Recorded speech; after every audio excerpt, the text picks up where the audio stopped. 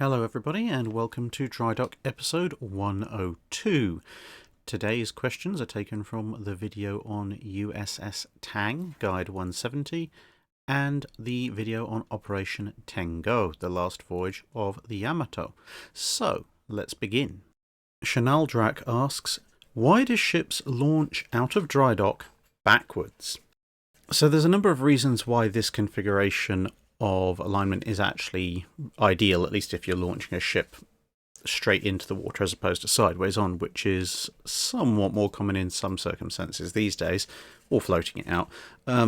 And some of it's to do with structure and balancing of the ship, but the main one, as you can see here with the launch of Minas Gerais, is, as we've covered when talking about this kind of circumstance previously, most shipyards don't have an unlimited run out into the water. They're usually in rivers, estuaries, or narrow harbours, and there's something on the other side. And fundamentally, a ship is designed to go through the water in the forwards direction, and its hydrodynamics in reverse are not as good, generally speaking, which means more resistance. And when it comes to launching a large vessel that even at pure hull weight might weigh 10, 12, 15,000 tons in this kind of era, that thing, once it gets moving in the air, which bear in mind has a lot less resistance than the water, is going to build up quite a bit of momentum. And then when it hits the water, bearing in mind that it's very light compared to its design load, it's going to be floating relatively shallowly, so there's not going to be a huge amount of water resistance as compared to once it's completed. It's going to keep going. It's going to need an awful lot of force to slow it down. This is why you see things like weights, chains and cables attached to ships that are being launched, because otherwise they run up to disturbingly high speeds, and the next thing you know, your brand new ship is stuck in the other side of the river. And so building the ship in such a way that you launch it stern first has the added advantage of you are sending this ship into the water with its most resistive end leading, so it's going to slow down quicker. Whereas if you launched it bow first, all other considerations aside, it will cut through the water a lot easier and it will go a lot further, which will usually end up, as I say, with it embedded in the far bank, which you kind of want to avoid if possible. The only way you'd be able to address that would be to put even more weights and chains on the back end of the ship if you're launching it bow first, at which point you're actually putting a lot of stress on the hull and a lot more expense and a lot more dramatic scenes if things go wrong and chains start snapping. So, yeah, basic launch process suggests if you're going to launch a vessel, launch it backwards, but also make sure you've got all the other weights and measures in, because as with the launch of HMS Albion in the latter part of the 19th century, if you don't, things still go quite badly wrong.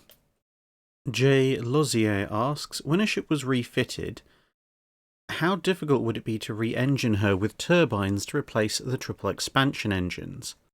I would imagine there would be issues with weight distribution and centre of gravity changes that would have to be addressed at a quick glance, but would there be other issues besides cost that would make such ideas impractical? I do not know if a warship was re-engineered in such a manner. So you've pretty much hit the nail on the head, really. The cost of replacing boilers, say if you're switching from coal to oil firing, is already quite expensive, but you at least have the advantages of, well, a boiler is a boiler. It's more about fuel supply.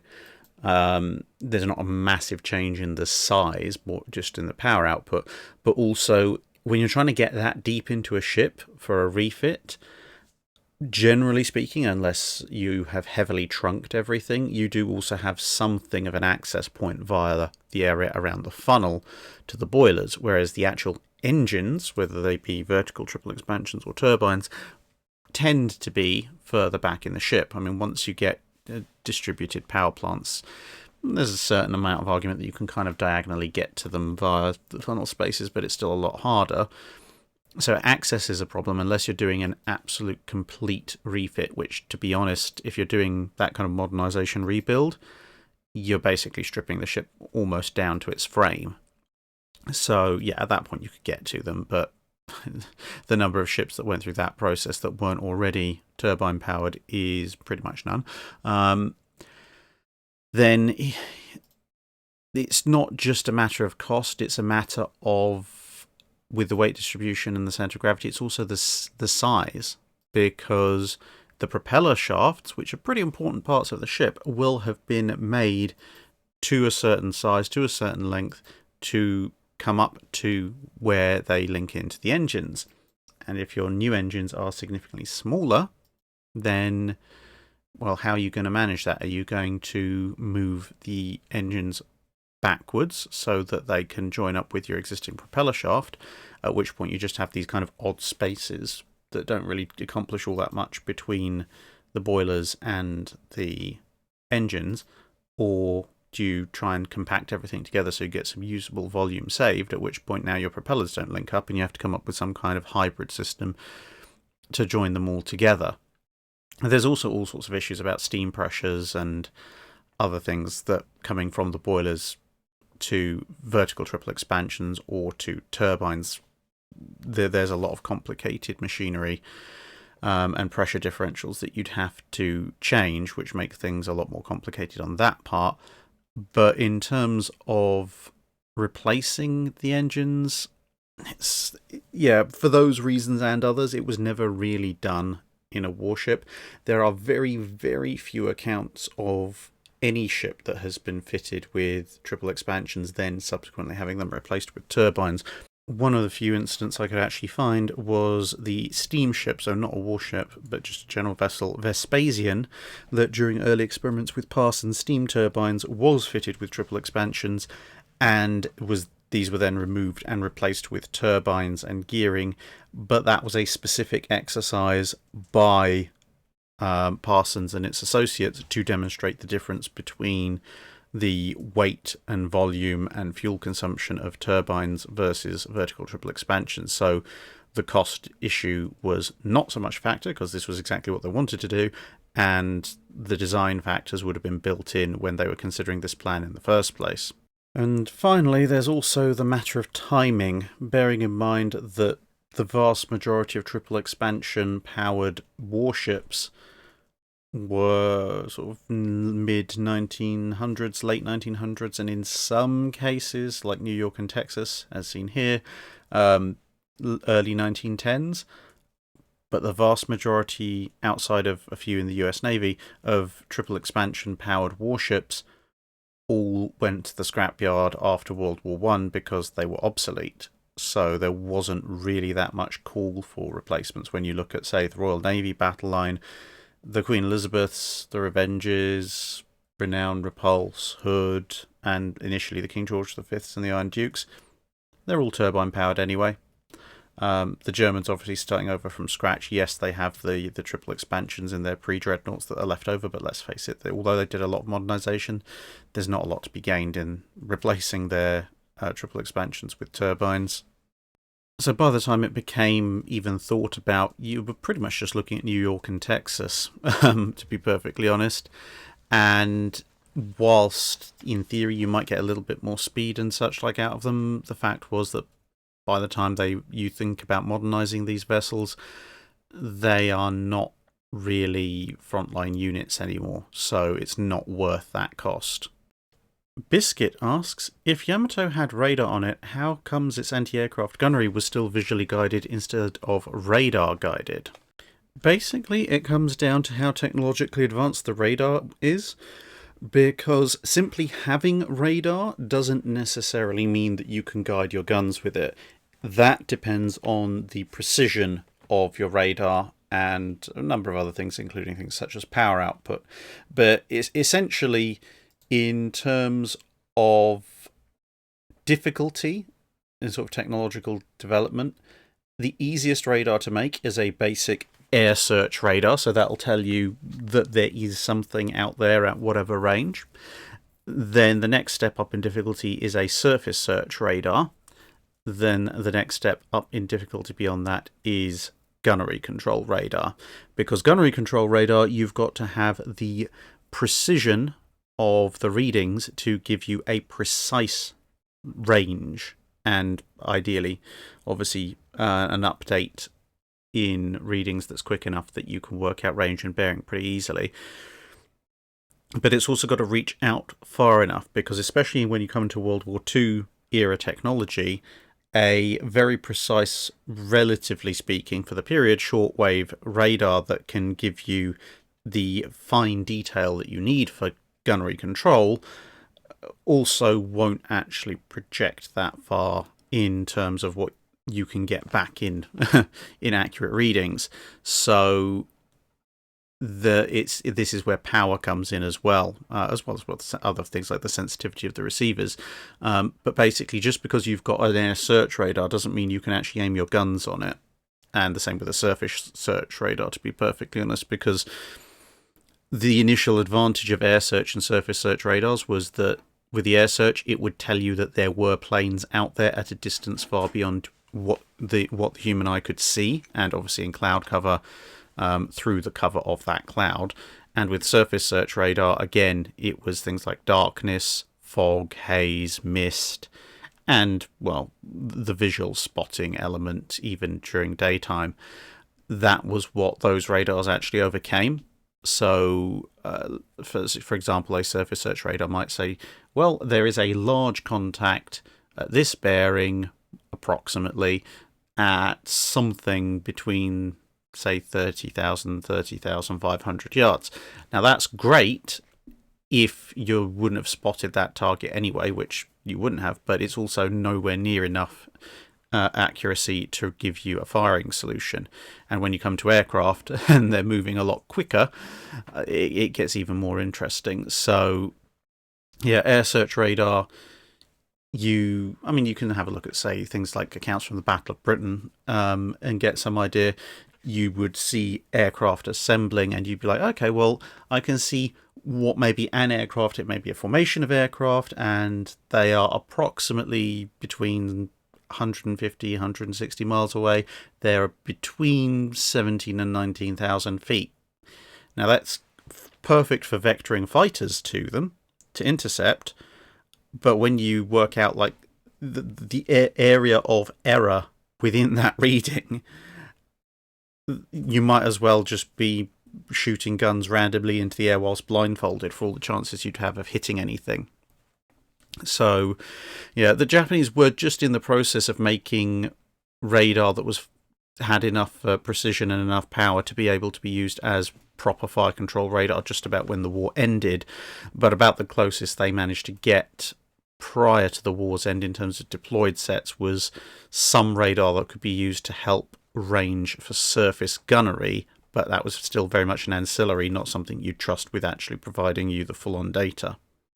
J.R. Turner asks, my grandfather grew up on the island of Aruba, and in his early teens during World War II, Aruba did a lot of oil refining of Venezuelan oil, and my grandfather told me at some point in the war 2 U-boats were dispatched to attack the refineries in shipping. According to his story, one U-boat turned back due to engine trouble and never reached Aruba. The other blew up their deck gun by failing to remove the water plug during a test firing on the way down, so they were only able to torpedo a few ships. Any idea how true this story is, or is it down to local folklore? Well, this one took some unpicking, but what I was able to find is that there definitely was a U-boat attack on Aruba. This was done by the U-156. And it did torpedo a number of ships in the harbour. It did also try and shell the onshore facilities. And yes, its main deck gun did actually explode. Although it wasn't on a test firing on the way down, it happened when they left the plug in and it managed to blow up whilst they were trying to shell the refinery. So, a slight error in location, but the general details are correct. Having failed to use their main artillery, they then tried to shoot the place up with a 37mm flat gun, but after a few rounds that also stopped working, so they kind of gave up and went back to using torpedoes. As far as a second U-boat is concerned, there is some indication that something like this may have occurred. There are a lot of conflicting and contradictory accounts, and some accounts that basically just couldn't have happened because of physics. But in his memoirs, Admiral Dönitz actually talks about a second U-boat that tried to shell the refinery and wasn't able to, but doesn't give any further details, which is a bit unhelpful. And a few people who were around at the time appear to recall a second U-boat surfacing somewhere in the vicinity before being chased off by patrol aircraft that tried to drop bombs on it. And it's specifically bombs because they didn't have depth charges at the time in that area, at least airborne ones. And that, at least as far as the more credible of the reports go, may have been the U-502, which would subsequently be sunk by a Coastal Command Wellington with all hands. Now, the survivors, the locals' accounts specifically naming U-502 and saying it was in the area at roughly the same time, combined with Dönitz tangentially mentioning a second U-boat, mean, at least to my mind, it's potentially true that there was a second U-boat involved that wasn't able to pull off an attack on the shore for whatever reason, but obviously it did get there. So I would say, broadly speaking, most of the details of your grandfather's account are true, but a few of the details are possibly incorrect depending on, obviously, which particular sources you choose to believe. I mean, for all we know, Dönitz's account of the U-boat not being able to make it may be due to engine failure, because the locals' accounts are a little bit, say, self-contradictory, difficult to verify. The only point that I would say is specifically different is that the detonation of the deck gun on the U-156 happened in the midst of their attempted bombardment rather than on their way there. Warren Lemkula II asks, assuming the Quasi-War escalated and Congress gave the US Navy as much funding as they needed, what sort of battle fleet could the US have built by 1815, and would their unlikely British allies be willing to offer assistance with capital ship construction? Well, one of the things you've got to remember is that the United States of the very early 1800s is not the United States that you're familiar with today, and nor is it, to be perfectly honest, even the United States of the period of the American Civil War. A lot of the expansion that would form what we now recognise as the continental United States had still to take place. As a result, the US was a much smaller country, both geographically and, more importantly, financially. And up until the War of 1812, the US was actually an up-and-coming maritime trading nation. The War of 1812 kind of put a little bit of a stop to that, and although American shipping would continue to remain important, the focus of the American economy shifted a little bit more inwards than outwards after that particular little conflict. So the reason I'm laying that groundwork is to point out that Congress opening the taps in 1800 and through to 1810, let's say, if they're running the Quasi-War with Revolutionary era France, it's not going to be an unlimited building spree. There's only so much that they can do. I mean, even at the time, in the very end of the 1700s, early 1800s, Congress did actually approve the construction of 6 74-gun ships of the line. These would have been the original Columbus class. The one pictured here is the second USS Columbus, so not quite the same, but it's about the closest I could get. And of those 6 vessels, only one of them was actually laid down before they were all cancelled, because what Congress had actually authorised was 6 ships of the line and 6 sloops, and then only given enough money for the sloops. So yeah, that kind of tells you everything you need to know about Congress funding the Navy in that period. Now, assuming that Congress had sort of dug deep and decided to fund those, then the US fleet would have had they would have had these 6 ships of the line, and at some point, obviously, also they would have had their little frigate fleet with the 6 big frigates and some smaller ones.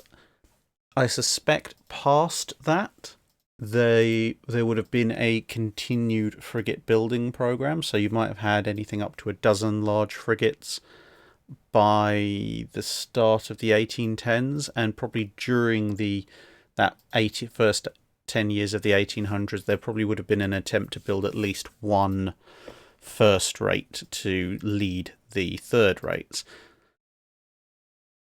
As far as the British being willing to offer assistance with capital ship construction, they might lend some expertise if it was absolutely required. But to be perfectly honest, the British shipyards had a fair bit to be doing. So what you might see less than official British government assistance, but once you've had the Battle of Trafalgar and navally things have calmed down slightly, what you might see is some British officers who are maybe on half pay because there aren't enough commands for them at sea, they might either be officially or unofficially or off of their own back making their way over to the US to help out.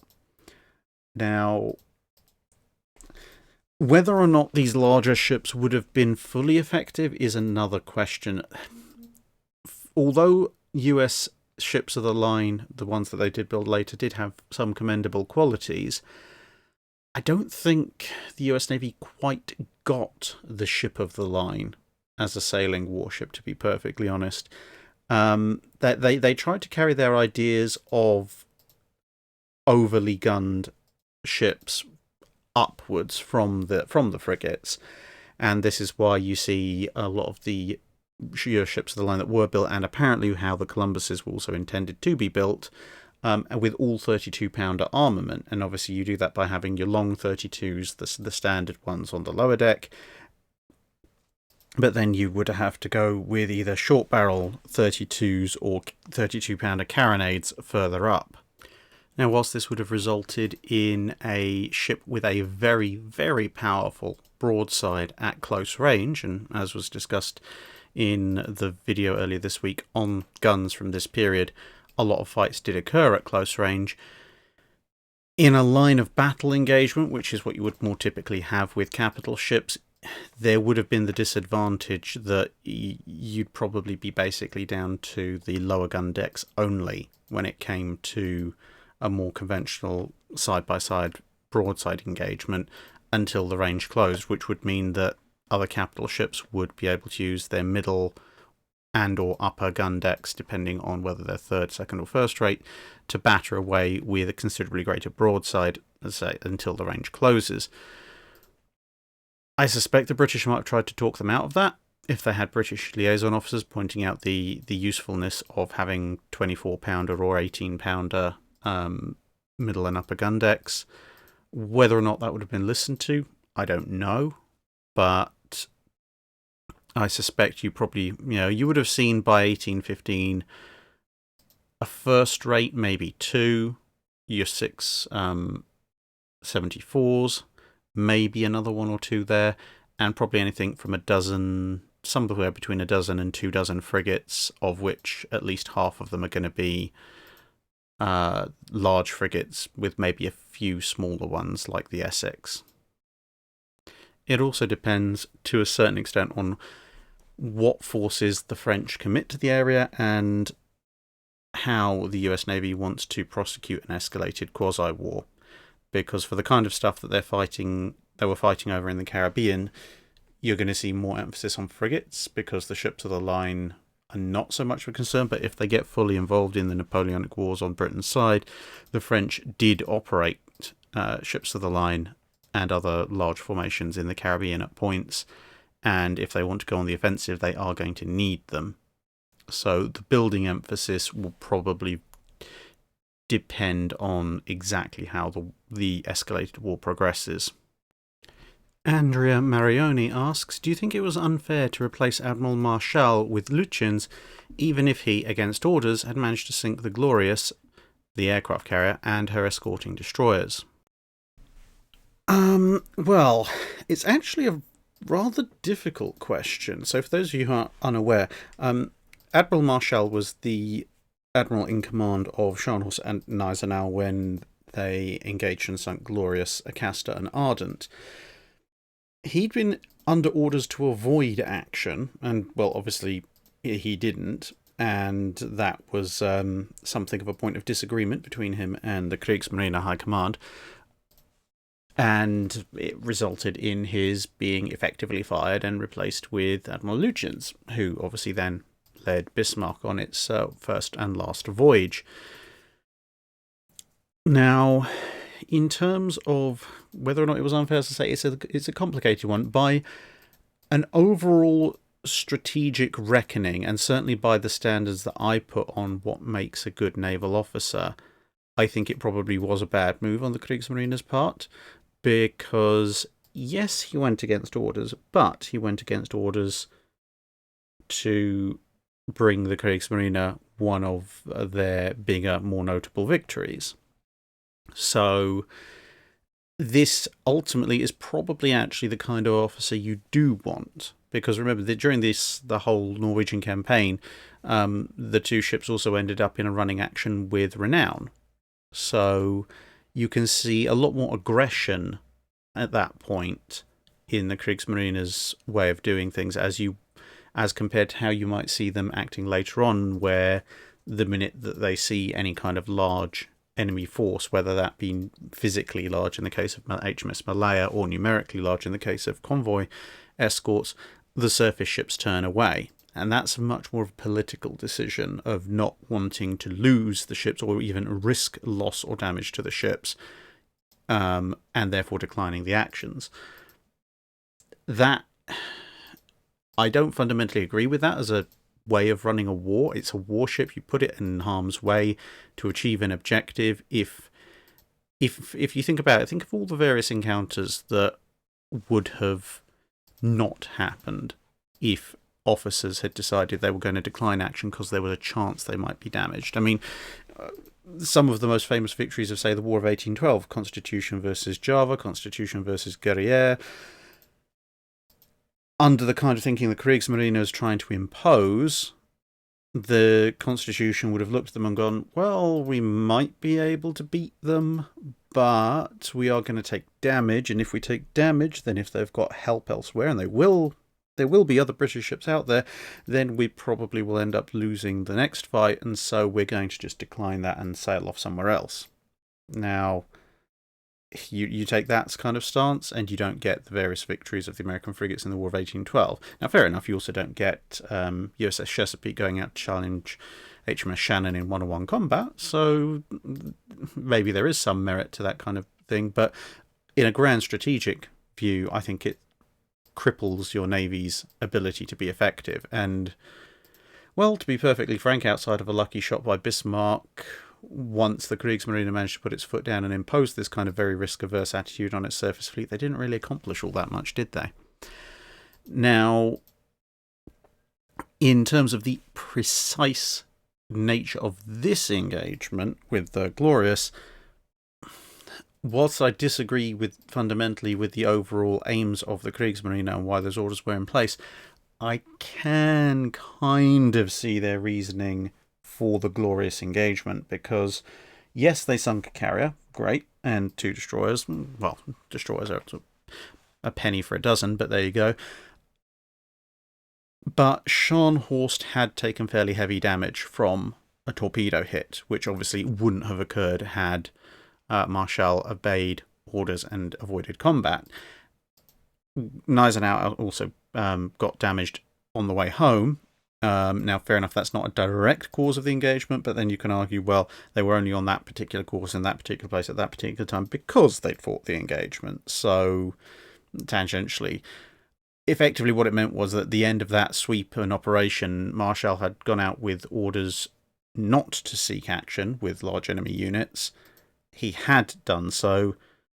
He had got success, sinking Glorious and Castronan. If that was the end of it, then he probably wouldn't have been replaced. But because he then came back with Germany's only two modern battleships at that point, badly damaged, yeah, the British could afford to lose Glorious. I mean, it's not good, and it certainly would have an impact on their ability to fight the war, but when I say they can afford to lose Glorious, they don't want to. It's not a good thing, but they have other carriers, and they have other carriers building. So they're not going to be out of carriers because of the loss of Glorious, even though some of their operations may be affected. Whereas for the Germans, with Scharnhorst and Gneisenau out of action, they have no capital ships left. until they're repaired and until Bismarck is launched.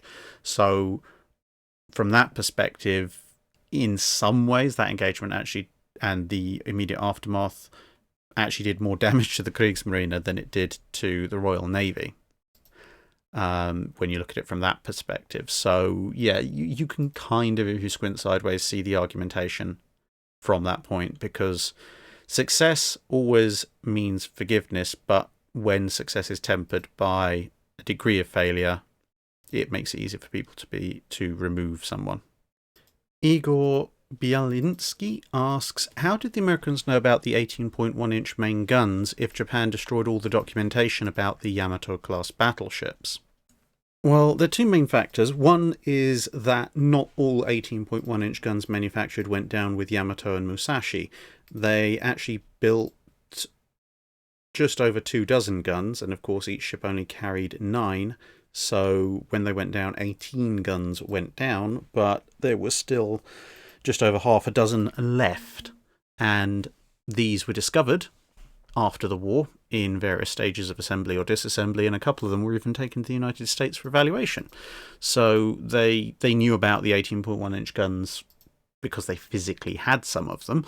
And secondly, and this is a point that I see getting conflated and confused a little bit across the internet, the Japanese tried to destroy the documentation about the Yamatos. They tried to destroy an awful lot of documentation about an awful lot of their wartime manufacturing. So their various tanks, the Zero fighter, basically anything they thought might be sensitive, they tried to torch. The Yamatos, of course, being one of the most sensitive, they did their level best to torch as much as possible. However, there is a difference between tried and actually managing to destroy it all. They didn't manage to destroy it all. There was some documentation retained.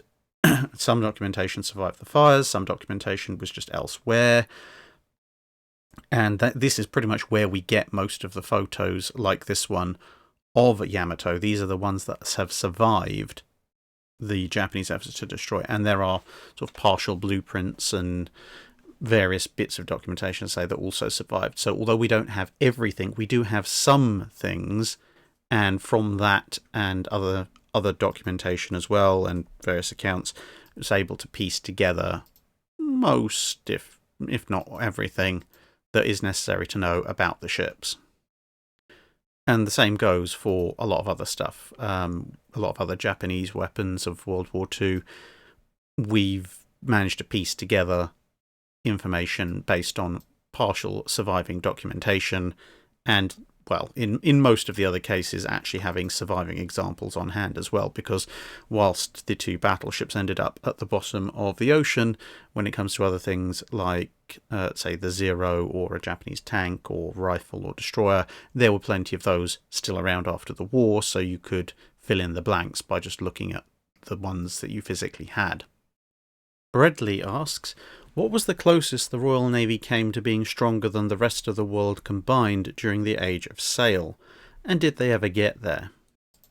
As to whether the Royal Navy ever technically got to be stronger than everybody else put together, that would require an awful lot of calculation and digging through various interesting and obscure archives, because although numbers for things like the French and Spanish navies and, well, the US Navy as well, are relatively easy to come by for this kind of period, trying to work out the exact size of places like the Swedish, Dutch, Russian navies, the various coastal bordering Prussian, so not Prussian, but Germanic states, including Prussia, the various Italian kingdoms, Portugal, etc., Ottomans, and so on and so on and so on.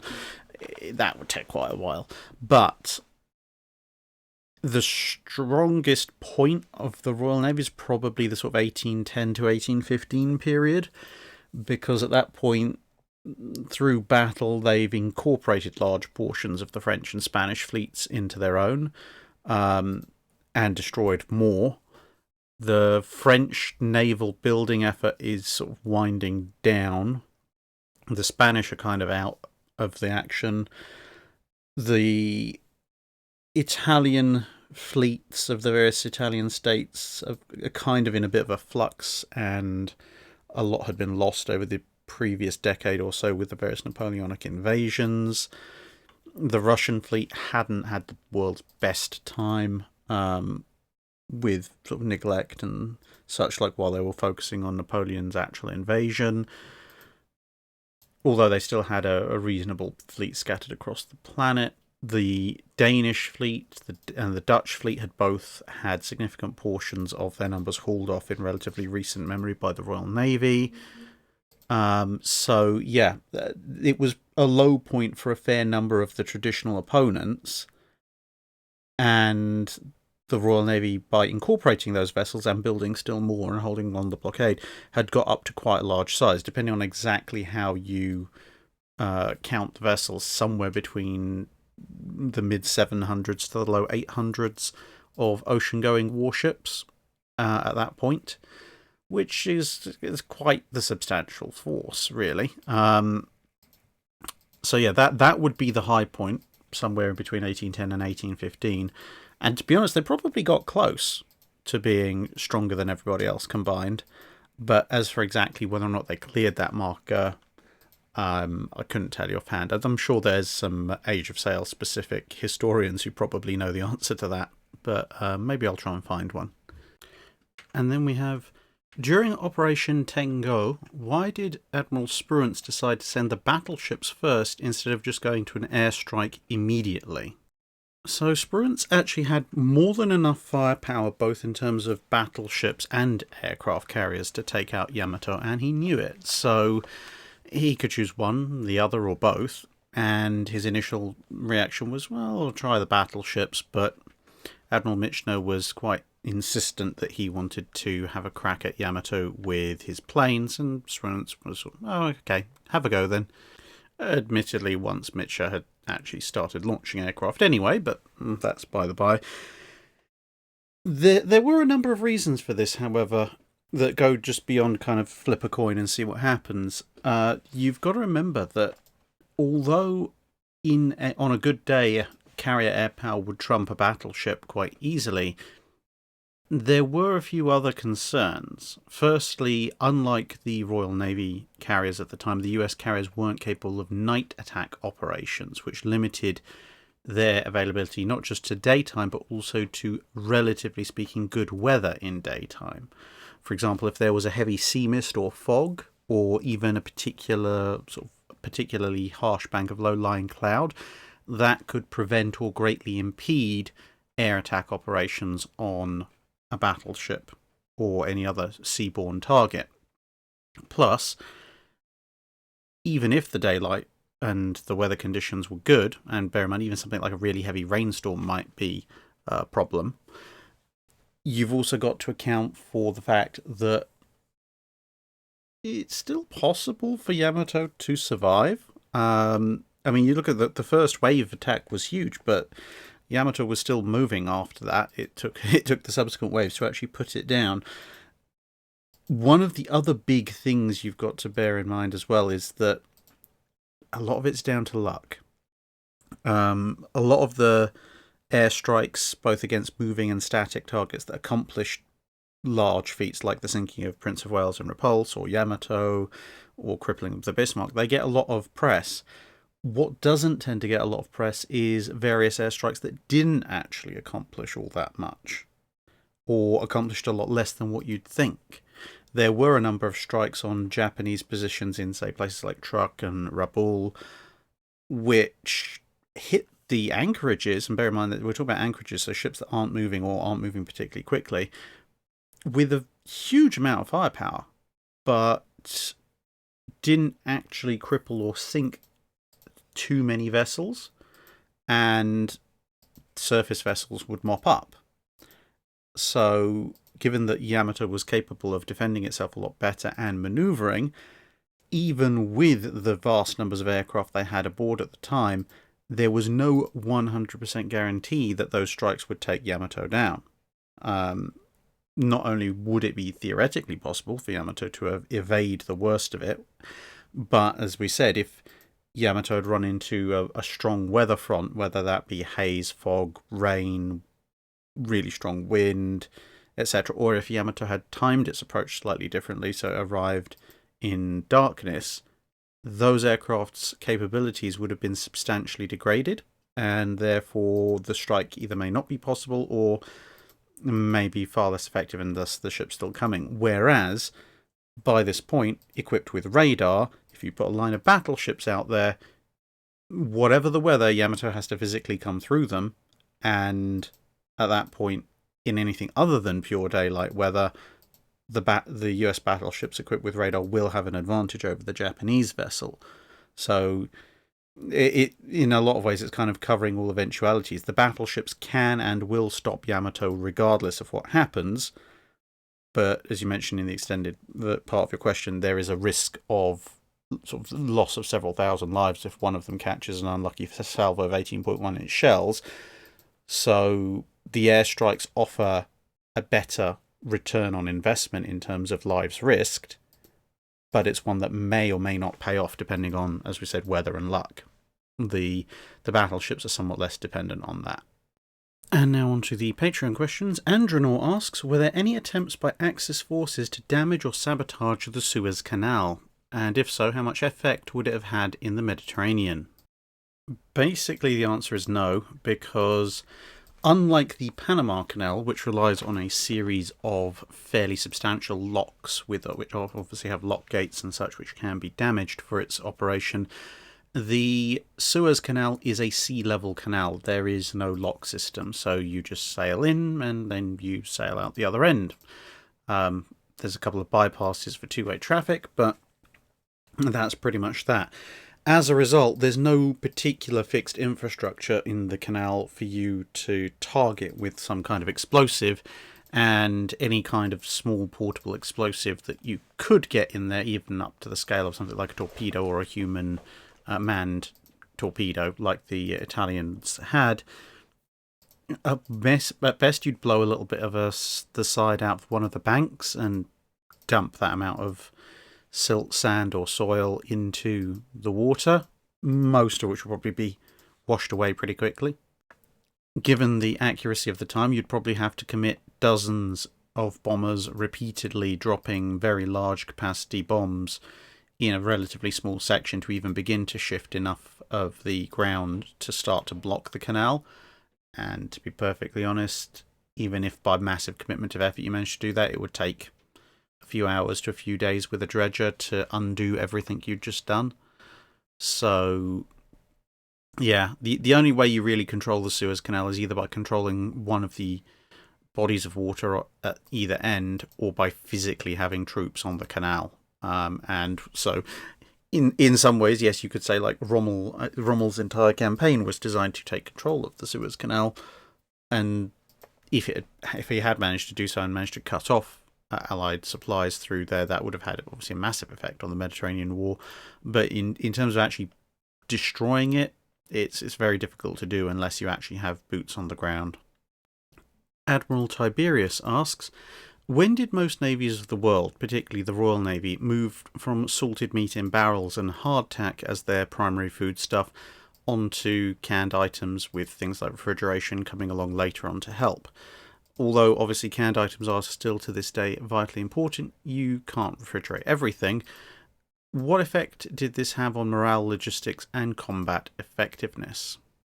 So the transition to canned goods actually started quite early in the 1810s, and would transition into sort of being available more and more in the various navies of the world, starting with the Royal Navy, through the first half of the 19th century, with, of course, refrigeration coming in more in the latter part of that century, with the first successful refrigerators aboard ships in sort of the 1860s and 1870s. Refrigerated items aboard warships were probably not a general thing until sort of the probably 1880s-ish, if we're talking fleet-wide, 1880s, 1890s, as new build ships were brought in with some form of this capacity. With its global reach and commitments, the Royal Navy was actually quite the innovator when it came to this particular field of improving food supplies, and it did have a fairly important effect. Morale-wise, it was pretty good, because although the rates of spoilage and weevils and such like are sometimes quite often exaggerated when it comes to the age of sail navy. It was still a problem in places, and it could be a particular problem on certain ships, and especially in certain circumstances, such as if you were assigned to go cruising in the more tropical parts of the world. So the ability to have canned goods, thus ensuring a more reliable and steadier supply of fresh food, and also food that you could count on, was definitely appreciated. And also, obviously, as a different form of preservation, you didn't need to quite so heavily soak everything in salt and then reboil it. So there was a limited degree of preserved freshness in certain food items. Logistics-wise, it was interesting. It made logistics centrally a lot easier because obviously as canning expanded across the Royal Navy, you could have stores and depots with food to a limited degree. You could buy in bulk, and thus you could get economies of scale. And obviously, the can itself being the container, you didn't have to have barrels that would be left lying around quite as much. So there were various improvements in logistics, albeit that with the more widespread adoption of this central supply method, certain other aspects of supplying Navy ships, sort of sourcing locally as they went around ports, did die off a little bit. Not quite as much, because nothing can quite beat fresh food, especially if you are out and about in the wider world and somebody's offering you some new and exotic food stuff that tastes really nice that doesn't really grow very well in the UK. And in terms of combat effectiveness, well, a well-fed crew is a happy crew, is a crew that will fight well. And when they can rely on their foodstuffs, that's always going to help. The other big advantage of canned foods, once you got into the latter part of the 19th and then into the 20th centuries, was that with certain types of canned foods, you could actually just heat the foods in the cans, which made then receiving meals whilst you were at action stations and away from the mess a lot easier, which that's kind of a coin flip on combat effectiveness, because it meant if you were at action stations you could get fed, which meant that you in turn would remain combat effective for longer. But on the other hand, it did mean that you could be kept at action stations for a lot longer. So after a day locked up in a turret or whatever, you might not be feeling quite so charitable towards, well, anything outside of that turret. Although, to be fair, if you're in that state of mood and then you're told to shoot something, you might actually do so with even greater enthusiasm, so who knows. Emerald Leafeon asks, the Yamato was sent on a suicide mission to beach itself and act like a bunker, but ended up being sunk on the way. Are there any cases of ships actually doing what Yamato set out to do, and if so, were they successful in their mission? To a limited degree, kind of. Nobody sent a full-on battleship out for this kind of mission. Apart from the Japanese, certainly in the age of steam and steel. So in that aspect, no. But in the general prospect of sending a ship on a one-way mission to beach itself and act as a form of fire base or fulfill some other kind of role, that kind of did happen a number of times. One of the more notable ones was at the landings at Gallipoli, where one of the early forms of landing ship was a converted up merchant vessel, where they stuck a bunch of armour plating on the front and a ton of machine guns, and the idea was to run it ashore and then have this armoured nest of heavy machine guns which could then suppress enemy fire to allow the troops on board to swarm out. So that's a form. In terms of actually running ashore and acting as a fire base, that part worked. The disembarking part didn't work quite as well, and obviously the Gallipoli landings as a whole didn't work particularly brilliantly. Then you've also got, theoretically along these kind of lines, you've got things like HMS Campbelltown. I mean, admittedly, it wasn't acting as a fire base, it was acting as a gigantic bomb, but it was pretty much similar kind of overall mission profile, sending a ship on a one-way mission against a land target to accomplish a particular aim, and that was successful. There are various attempts at blocking channels. You've got things like the Zeebrugge raid in World War One. They had varying degrees of success trying to sink block ships. Of course, you've got the old fire ships. Again, kind of similar one-way suicide mission, except most fire ships, the crew did try to get off. So that fire ships had a varying degree of success, but there is that. And perhaps to date, the most successful version of this kind of mission is probably that of former LST-821. Obviously formerly a US vessel, now in service to the Philippine Navy via the South Vietnamese Navy, but she was deliberately beached on a shoal in the South China Sea in 1999. And she was then turned into an advanced outpost to maintain Philippine territorial sovereignty claims, and has been basically doing that job ever since, with a few minor interruptions here or there. So for durability, duration, and success of mission, I think that takes the cake there. Mason asks, according to Innes McCartney in his book Jutland 1916, The Archaeology of a Naval Battlefield, the wreck of HMS Invincible is rapidly deteriorating to the point that it probably won't exist in a recognisable state by the bicentennial of the battle, and he compared its condition in 2015, 2001 and 1991 as evidence. Why is it deteriorating so quickly compared to the other Jutland wrecks, and what could be done about it? To be honest, in its current condition, when the wreck's begun to collapse in on itself, there's probably not a lot that can be done about it, because even if you had the money to raise the wreck, with it having already partially collapsed, there's probably a fairly strong chance if you tried to bring it up, it would just completely collapse. Maybe if some kind of salvage had been made possible in the late 80s, early 90s, it would have still been structurally intact enough to lift, although it still would have been a heck of a challenge. But yeah, these days, I don't think there's an awful lot that can be done. As for why it's deteriorating faster than some of the other wrecks, given that its near sister Indefatigable is down there, I suspect it's probably just to do with the North Sea. The North Sea is not a kind place to be, and as you can see from this photo of the ship immediately after it sank, Invincible didn't sink in that much water. You can see there the bow and stern. At the point that this photo is taken, the broken ends of the ship are actually on the bottom of the ocean. This is a very shallow part of the sea, generally speaking. And so when you get storms and big waves that accompany them, which you do get quite often in the North Sea, the wreck of Invincible is going to be affected quite significantly by them. If a wreck is lying in slightly deeper water, it's slightly better protected from the worst of it. And I just suspect it's wind and weather working its toll on the wreck, and it just so happens to be that the tipping point of deterioration before it really starts falling apart has been reached at some point post the rediscovery of the wreck, but prior to obviously now. Waldo 739 asks, I was reading The Last Stand of the Tin Can Sailors, and in one chapter on one of the ships, I think Samuel B. Roberts, they went from full or flank ahead to full reverse to dodge incoming shellfire. I also read where Wisconsin tested the barn door stop.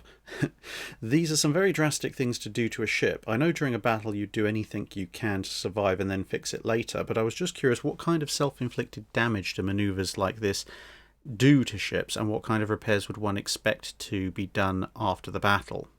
So there's two slightly different kinds of manoeuvre going on here. If you throw your propellers from full ahead to full reverse, then it's going to have an effect, certainly. But assuming that you've got geared turbines and assuming that your transfer of gearing goes properly and you're not grinding the gears, kind of like how you would if you tried to, say, run your car at 70-80 mile an hour in one direction in a manual and then switch it back into reverse, because that'll do your gearbox no favours. But naval gearboxes slightly, well, it's not something you want to really be doing to them, but you can pull it off to a degree safely without grinding the gears too much. At that point, most of the strain is going to be on your propellers and propeller shafts, because they're pushing against in the opposite direction to the way the ship's going, so there's going to be a fair bit of tension on them. But a propeller shaft is a solid cylinder of metal, and propellers are pretty strong, so you might get a little bit of working around the glands where the propeller shaft runs into the ship if you get a lot of vibration, which might be possible depending on the specific ship in question.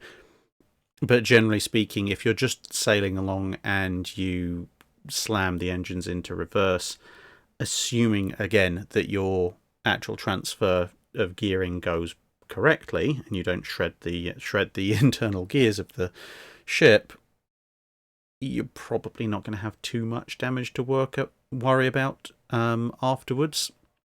Now, closing the barn doors stop.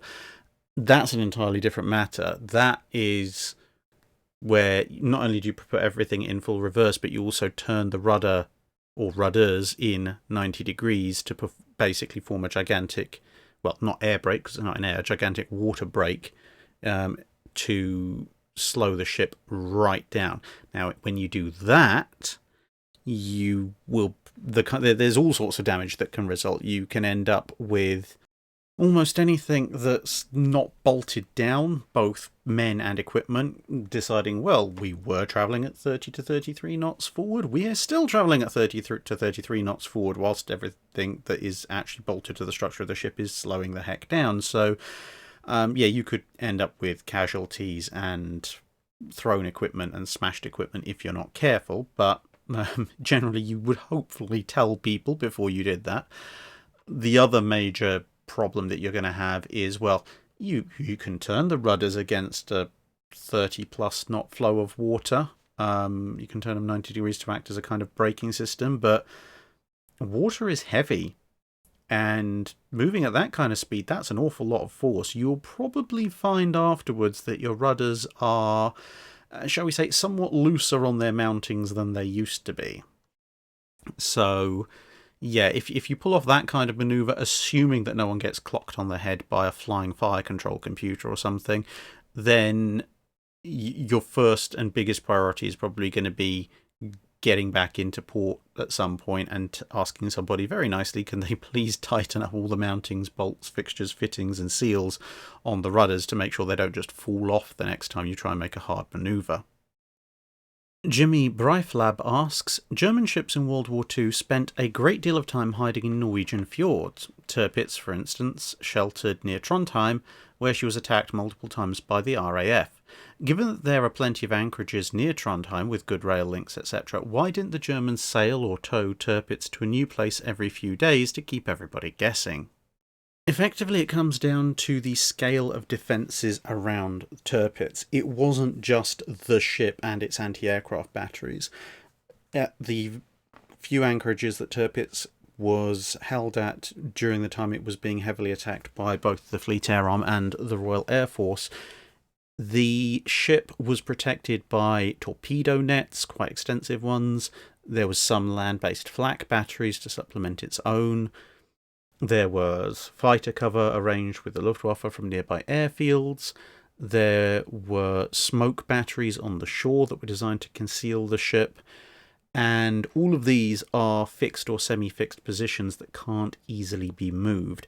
Right towards the end, when Tirpitz was only vaguely operational, they actually even built up a load of sand berms around the ship to prevent it from rolling over and or sinking if it was badly hit. As it turned out, one of the near misses from a tall boy actually blew away a significant portion of that before the final hits finished it off, but there you go.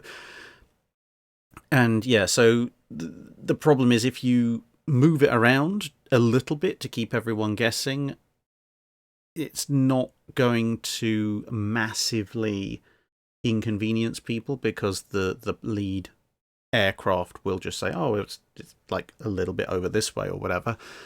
But what it will do is it means you're moving the ship out of the cover of all these additional defences that you've put in place. Now, fair enough, the Luftwaffe fighter cover can probably just move slightly on its incoming vector, but the fixed smoke defences, the extra flak guns, the torpedo nets and the sand berms and all of this, those things can't move very easily, and it would make the ship much more vulnerable to air attack generally, and also specifically to submarine attack of varying descriptions.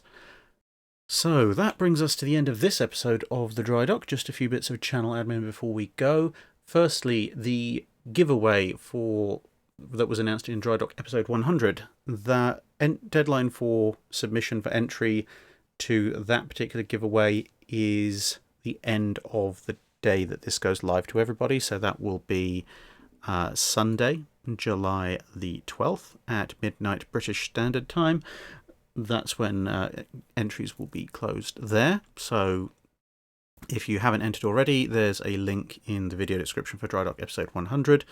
Go and check that out.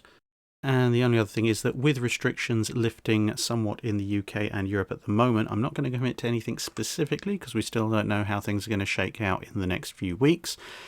But with any luck, I may be able to take a trip over to the Vasa Museum in Sweden, probably towards the end of August, beginning of September. So if there are any of you who are listening to this channel who happen to be in that area, keep an ear out on the Drydock in the next probably 2-3 weeks' time, and if I am able to arrange that, I will announce relevant dates and times, etc. And if that works out, then I might start a small series of other ship visits across Europe whilst we're waiting for the situation with flights between the UK and the US to sort itself out. Other than that, thank you very much for listening, and I hope to see you again in another video.